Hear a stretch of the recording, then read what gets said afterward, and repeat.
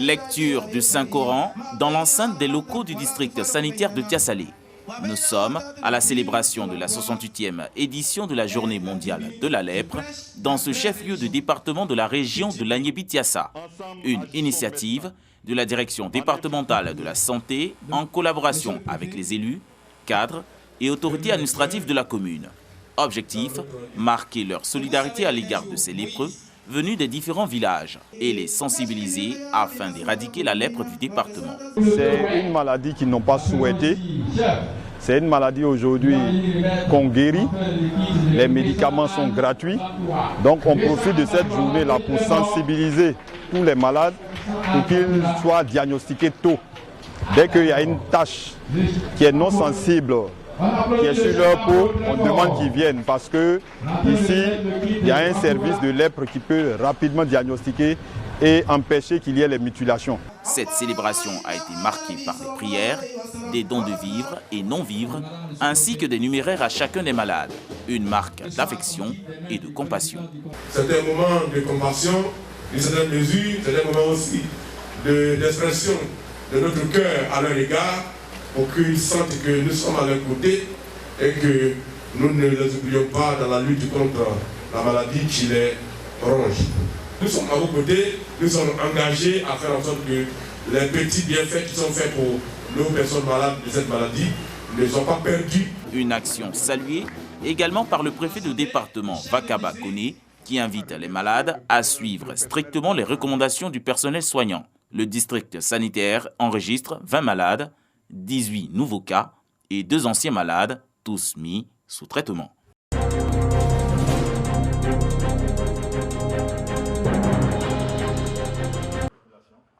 Plus de 80 millions de francs CFA d'équipements médicaux offerts par l'OMS au renforcement de la politique du gouvernement dans la mise en œuvre d'un système de santé approprié aux besoins des populations.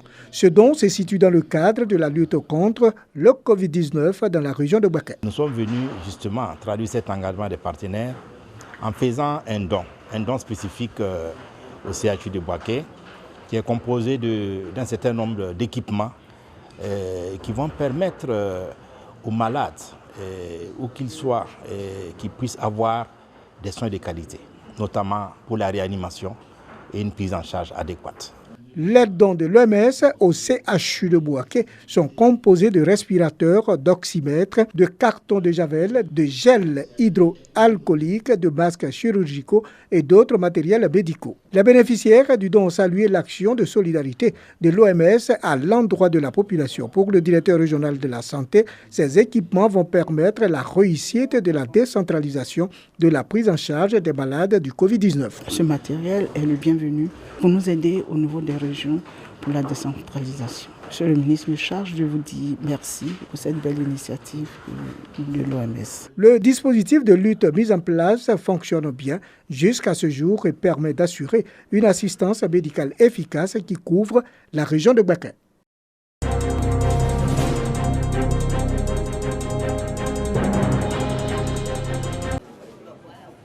Selon les chiffres de l'Organisation mondiale de la santé, plus de 18 millions de personnes dans le monde souffrent de cécité due à la cataracte. En Côte d'Ivoire, le ministère de la Santé et de l'Hygiène publique estime qu'environ 150 000 personnes attendent d'être opérées de cette maladie invalidante.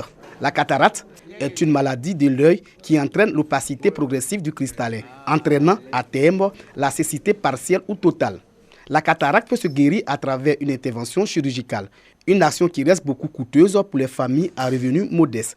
Pour accompagner le gouvernement dans sa politique de prise en charge de la cataracte, des initiatives privées existent. À Katioula, le maire Thomas Kamara a permis à plus d'une centaine de malades de la cataracte de recouvrer la vue. L'opération est organisée certes par la commune de Katioula, mais elle est étendue au reste de la région et même au reste de la Côte d'Ivoire pour apporter la vue à nos parents pour qu'ils puissent effectivement mener leurs activités librement et aisément. Des patients heureux après l'intervention chirurgicale. Avant, je ne voyais pas du tout dans l'œil gauche. C'est avec l'œil droit que je me débrouillais. Alors, avant, je suis allé m'inscrire et aujourd'hui, on m'a soigné.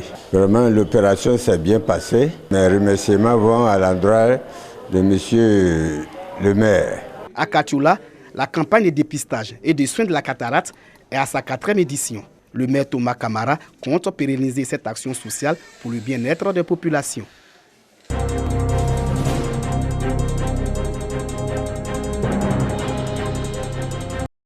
Le directeur général du Trésor et de la comptabilité publique s'imprègne de l'état d'avancement des travaux de bitumage des principales artères de Botro. Décidé en 2013 par le président de la République, Alassane Ouattara, ces travaux avancent comme souhaité. Nous avons 5 km à réaliser.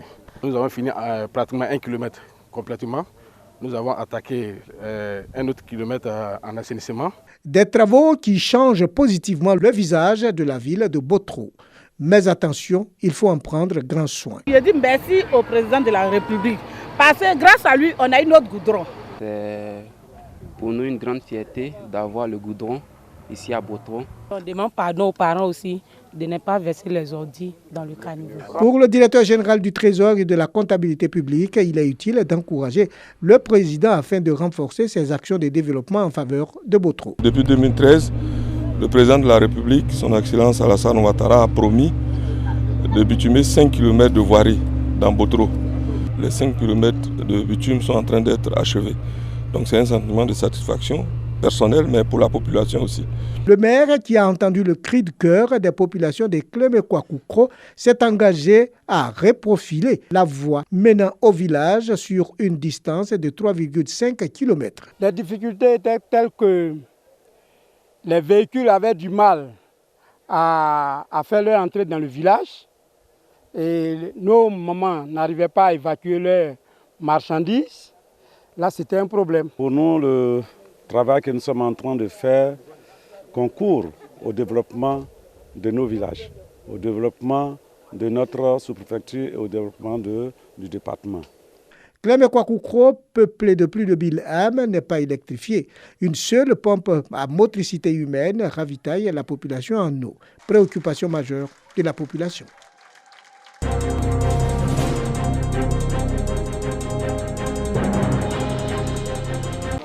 Un barrage réhabilité et des tricycles au profit des populations de Kouassikro, un village situé dans la sous-préfecture de Grébé, dans le département d'Ara. Un don de Mathias Nguessan à Ondjon, cadre de la région du Moronou.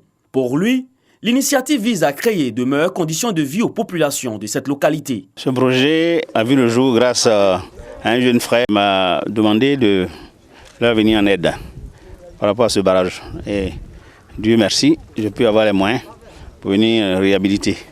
Et aujourd'hui, ça génère des fonds pour le village, je suis très content. Cette initiative ravit les populations et les têtes couronnées de Kouassikro. Elle s'allie à cette initiative qui non seulement favorise le développement, mais contribue au renforcement de la cohésion sociale.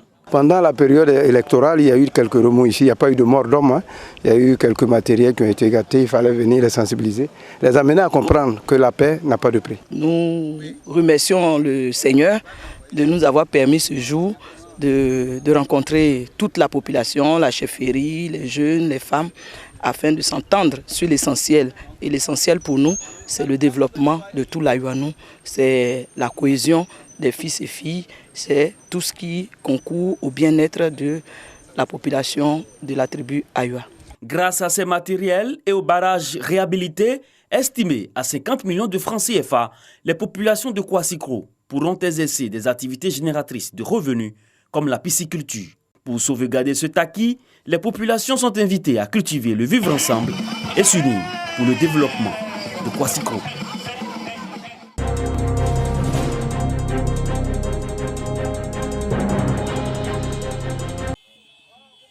Certaines localités de la région du Béré piétinent encore sur le chemin du développement. À l'origine, des querelles de personnes. La situation les plonge davantage dans une léthargie et les défavorise face aux projets gouvernementaux en faveur du bien-être des populations. Cette tournée, pour le chef de la délégation des cadres, vise la sensibilisation des populations des villages victimes de l'enclavement en vue de l'union et l'attente des filles et fils, gage de cohésion sociale et de développement harmonieux. 4 localités visitées donc par la caravane de la paix et la non-violence.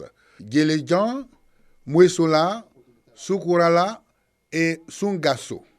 le sport, surtout le Maracana, à un certain niveau et à soutenir. Nous sommes tous des fonctionnaires. Nous savons pourquoi nous avons organisé ce tournoi-là, qui pour nous garantit véritablement l'union entre les fils et filles de Mankono exerçant à la fonction publique. Et si ce n'est pas pour nous unir, je ne crois pas que c'est pour nous désunir. Le sport est un facteur de rapprochement et de l'unité des peuples. À Mankonoville, une rencontre de football a servi de moyen à la sensibilisation des habitants à la paix et à la non-violence.